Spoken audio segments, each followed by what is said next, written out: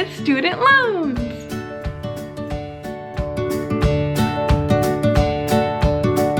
Hello everybody, my name is America and today I'm going to answer a question that I get all the freaking time. How do you pay for medical school? Now that's the short answer, but since I get this question so much, I'm going to go ahead and go into depth about all the ways that one can pay for medical school. Now there are three major ways that most students pay for their tuition, rent, etc. They either have parental support, a scholarship, or like I said, student loans. Now medical school can be pretty expensive. Unlike a lot of other countries where they pay you to go to medical school, the United States, the country that I'm in, makes you pay to go to to develop your education. So that can be up to $400,000 depending on what medical school that you go to. So number one, family support. That's the best kind of support that you can get. You don't have to pay it back in the future, typically, and the only thing you need to get it is to be an awesome child with an awesome family. The second main way that people pay for medical school is through scholarships. Like family support, you don't have to pay it back in the future, but unlike family support, you have to do something to win the money. For medical school, you don't really get a free ride. Ah! Oh my goodness, Calyx!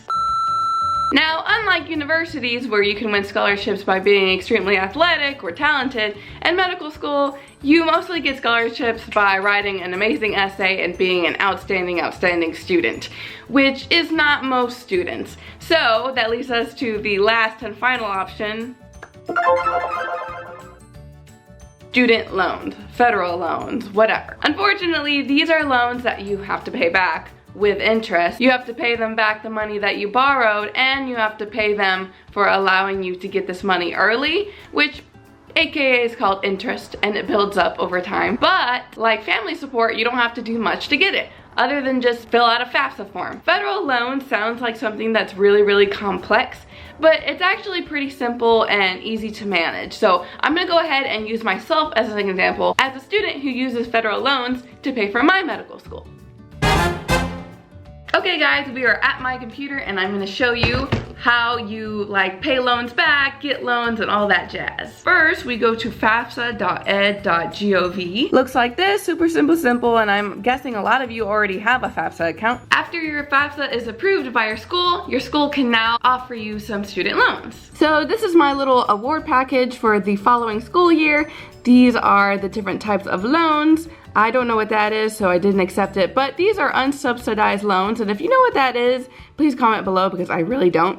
But basically your school's like, hey, this is how much we're willing to offer. You accept what you want to, plus submit, and boom, your school will give you that much money to use for the next school year. That $47,000 will first go to paying my tuition, and then the rest of it goes straight into my bank account. Now, my tuition is $29,000 this year, so most of that's gonna go to tuition, but then I have rent, which is about $10,000 at most, and then I have additional expenses, and so I took about $47,000 out. One little added tidbit is that for my school, I have 100 days to return whatever part of that $47,000 back to my school, and it won't get any interest. But after that 100 days, interest starts developing. Now, if I look at my bank account currently, I have $3,323 in here. It's always a good idea to return money that you don't need back to your school, because your future self will thank you that you don't have all of these freaking loans that you didn't even need or you've spent on stupid stuff.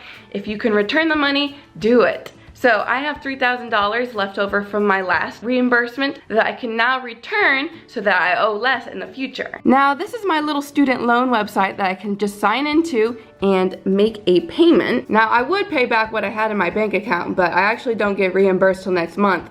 So let's just say, for example, that I'm going to pay back $100. So I'm going to pay back $100 for this date and then go down to proceed to confirmation, and boom, I just put $100 back to my student loans. So now I owe less. It's really that easy. It's kind of just like paying bills. I hope that you liked this video. It wasn't super duper long because it's really not that complicated. If you have any more questions about student loans, please leave them in a comment below.